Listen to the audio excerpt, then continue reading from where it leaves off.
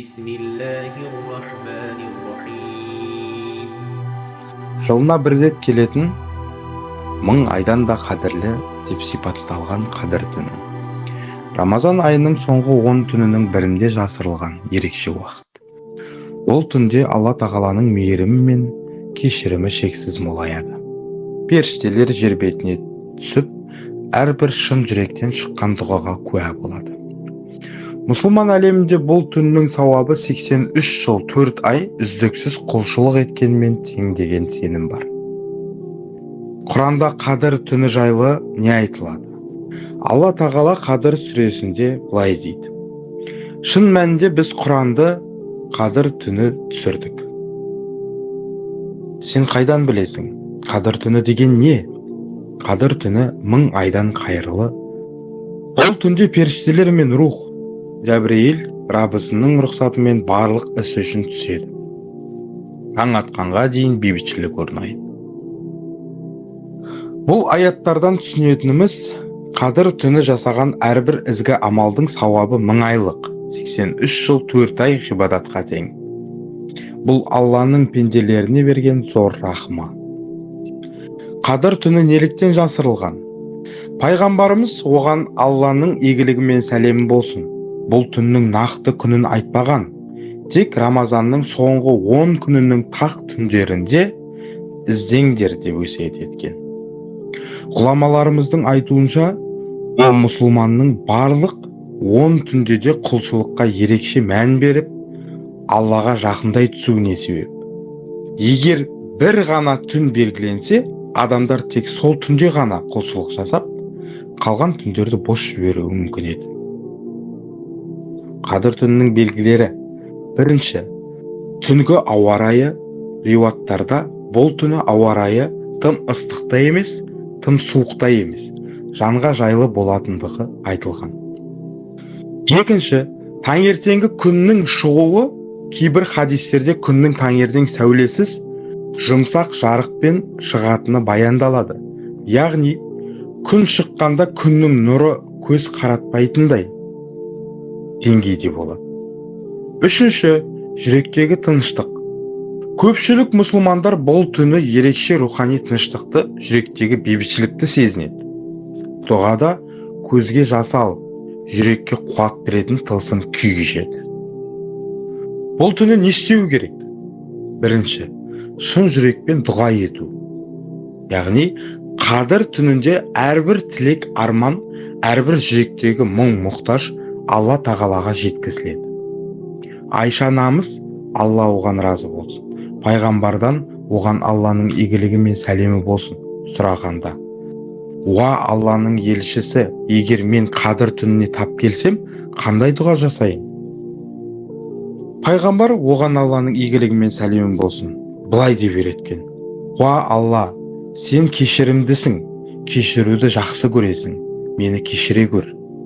Екінші, Аллаға мадақ айту, шүкіршілік жасау. Жаратушының шексіз нығметтеріне шүкір ету мұсылманның міндеті. Альхамдулиллах, субханаллах, Аллаху акбар, ла илляха илляллах деген зікірлерді жиі қайталау арқылы жүректі тазартуға болады. Үшінші, күнәларға истиғфар айту. Астағфирулла, уа Алла, мені кешір деп жалбарыну. Алла тағала шын жүрекпен сұрағандарды ешқашан құр алақан қалдырмайды. Бұл кешірімге бастар жол. Төртінші, нәпіл намаз оқу. Ең аз дегенде 2 ракағат нәпіл намаз оқу 83 жылдық үздіксіз ғибадаттың сауабына тең болуы мүмкін. Кейбір адамдар түннің көп бөлігін немесе барлығын намаз оқумен өткізеді. Бесінші, садақа беру, жақсылық жасау. Қадір түнінде белгіленген садақа 1000 ай бойы үздіксіз садақа бергенмен тең. Мүмкіндігіңізге қарай мұқтаж жандарға көмек қолын созыңыз. Алтыншы, мінезді көркейту. Пайғамбарымыз, оған Алланың игілігі мен сәлемі болсын, қиямет күні маған ең жақын болатын мінезі көркем адам деп айтқан: ашуға берілмеу, кешірімді болу, сабыр сақтау. бәрі де сауап есігін ашады. 7. Туыстық байланыс пен мейірімділікті арт. Туыспен қатынасты үзген адам жаннатқа кірмейді деген хадис бар.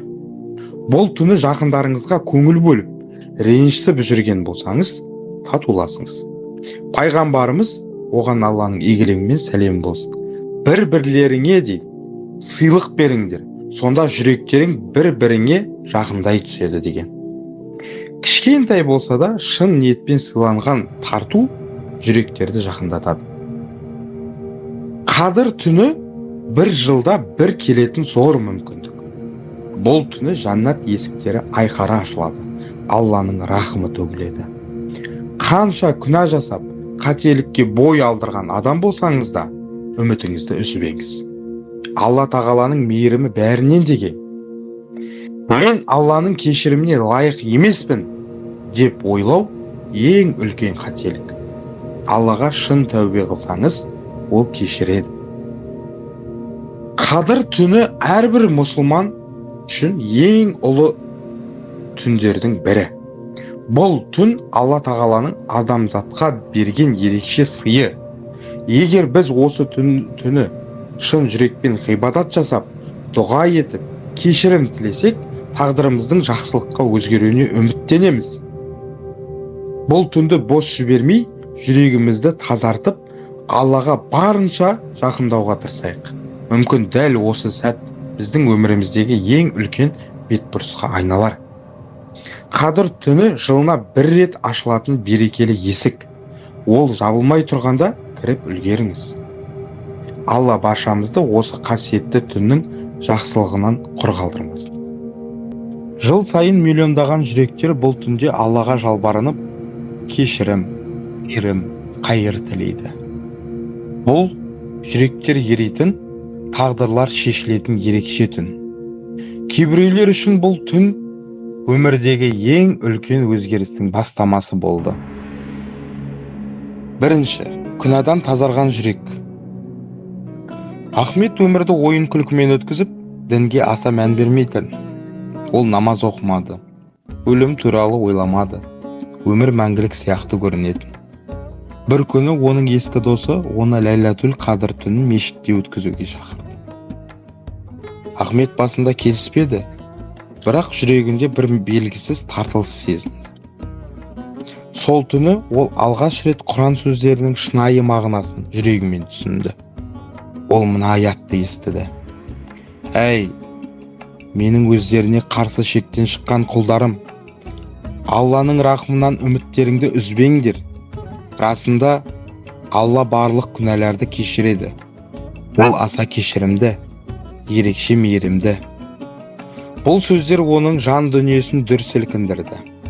Ол қаншалықты күнә жасаса да, Алланың мейірімі бәрінен үстем екенін түсінді. Келесі күні ол өмірін түбегейлі өзгертті. Намазға бет бұрып, жаман әдеттерден арылды. Тіпті умраға баруға ниеттенді. Кейінірек адасқандарға тура жол табуға көмектесуді өзіне мақсат етті. 2. Ананың көз жасы мен Алланың мейірімі. Амина жүрегі жаралы ана еді. Оның ұлы әділ жаман ортаға түсіп, иманнан алыстап, отбасынан безініп кеткен. Рамазанның қасиетті түнінде Ләйләтул Қадырда Амина көз жасына ерік беріп, Аллаға жалбарынды. Уа, Алла, ұлымды тура жолға қайтар. Сен жүректерді өзгертуге құдіреттісің. Мен оны өзгерте алмаймын, бірақ сен өзгерте аласың. Арада біраз жыл уақыт өткенде, әділ кенеттен үйіне оралды. Көздерінде мұң бар еді. Анашым, мен түс көрдім, деді ол. Қараңғыда жалғыз қалып, өртеніп жатқанымды көрдім. Ал сен мен үшін дұға етіп тұрдың. Кенет жарық нұр шашып, бір дауыс. Қайтар жолың әлі ашық, кеш болмай тұрып орал, деді. Мен оянғанда жүрегім дүрсілдеп тұрды. Сол сәттен бастап өмірімді өзгертуім керек екенін түсіндім. Сол күннен кейін ол намазға жығылды. Ескі әдеттерін тастап, анасын құрметтеп, оған сүйенші болды. 3. Армандарға жол ашқан дұға. Фатима бала кезінде дәрігер болуды армандайтын. Бірақ отбасындағы қаржылық қиындықтар оның жолын жапты. Ләйләтүл қадыр түнінде ол көзіне жас алып, жаратқанға былай деп жалбарынды: «Уа Раббым, егер бұл арман мен үшін қайырлы болса, маған жол аш. Ал егер олай болмаса, мені сабырлы ет». Кейінірек ол күтпеген жерден шетелде оқуға толық шәкіртақы алғанын білді. Құжаттарын өзі тапсырмаған еді. Оның ұстазы Фатиманың білімге деген құштарлығын байқап, оған білдіртпей өтініш жолдаған екен. Фатима университетті үздік бітіріп, бүгінде дәрігер болып, көмекке мұқтаж жандарға тегін ем көрсетуде. 4. Жүрекке түскен иман нұры.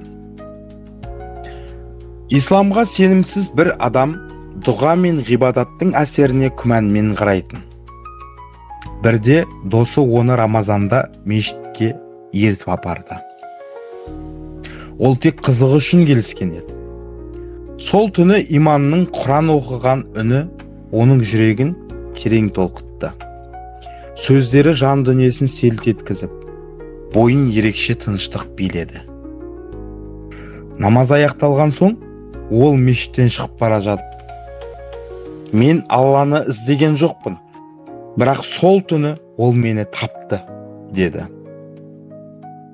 Көп ұзамай ол исламды зерттей бастады, және жүрек түкпірінен шыққан сенімнен намазға бет бұрды. Ләйләтүл қадыр жай ғана түн емес, бұл мейірім есіктері ашылатын, тағдырлар қайта жазылатын түн. Бәлкім, дәл осы қасиетті түн біреуді тура жолға бастар. Біреу Алладан кешірім сұрап, жан дүниесін тазартып, жаңа өмір бастар. Бәлкім, бұл түн сен күткен ең үлкен өзгерістің бастауы болар. Мүмкіндігіңді жіберіп алма. Бұл Ләйләтүл қадыр сенің өміріңдегі ең жарқын түн болсын. Нағыз қасіретке ұшыраған адам Алла мені кешірмейді деп ойлайтын адам. Ибн Рашаб. Өткеннен келген хат. Ахмад қолында сарғайған хатты ұстап, күңгірт бөлмеде үнсіз отырды. Ол бұл хатты көп жыл бұрын қайтыс болған әкесінің заттарының арасынан тауып алған еді. Конверттің сыртында мекенжай жоқ, тек жалғыз сөз жазылған: Ләйләтүл қадыр. Ахмад хатты абайлап ашып, оқи бастады. Ұлым, егер сен осы хатты оқып отырсаң, демек мен бұл дүниеден өткенмін. Бірақ менің сөздерім жүрегіңе жетеді деп үміттенем. Мен сенің мені әрдайым түсіне бермегеніңді білемін. Сен өмірдің мәнін іздедің, бірақ өзіңді мазалаған сұрақтарды қоюға қорықтың. Мен де бір кездері дәл сен сияқты болды. Саған тағдырымды өзгерткен бір түн туралы айтып бергім келеді. Бұл Рамазан айының соңғы 10 түні еді. Мен жас болдым. Алда әлі көп уақытым бар деп ойладым. Бірақ дәл сол түні жан дүнием әлде бір нәрсені іздейтінін сезіндім. Мен мешітке кірдім. Іші адамға толы еді. Біреулер Құран оқып отыр, біреулер көз жасымен дұға етуде. Мен бұрышқа отырып, көзімді жұмдым. Сол кезде имамның оқыған хадисі жүрегіме жетті. Кім Ләйләтүл қадыр түнін иманмен, ықыласпен өткізсе, оның барлық өткен күнәлары кешіріледі. Бұхари, Муслим. Мен ойланып қалдым. Бәлкім, бұл менің жалғыз мүмкіндігім шығар. Мен сәждеге жығылдым. Жүрегіммен кешірім сұрадым. Өмірімде жасаған барлық қателіктерім, ренжіткен адамдарым есіме түсті. Сол сәтте жүрегім жеңілдеп, ұзақ жылдар бойы көтеріп жүрген ауыр жүк түсіп қалғандай болды. Сол кезден бастап менің өмірім өзгерді. Ұлым, мен бұл мүмкіндікті енді саған бергім келеді. Егер сен әлі де өз жолыңды таппаған болсаң, оны осы түні ізде. Егер бәрі кеш деп ойласаң, ешқашан кеш болмайтынын біл.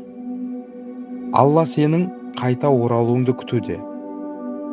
Ләйләтүл қадыр жылына бір рет ашылатын есік. Ол жабылып қалмай тұрып, сол есіктен кір. Ахмат хаттың соңына жетті. Көз жастары үнсіз ағып жатты. Ол түсінді. Бұл жай ғана өткеннен келген хат емес. Бұл дәл қазір, дәл осы сәтте оған арналған еді. Ахмат орнынан тұрды, дәрет алды және көп жылдан бері алғаш рет намазға тұрды. Түн тым-тырыс еді. Мүмкін дәл осы түн сол қасиетті түн болған шығар.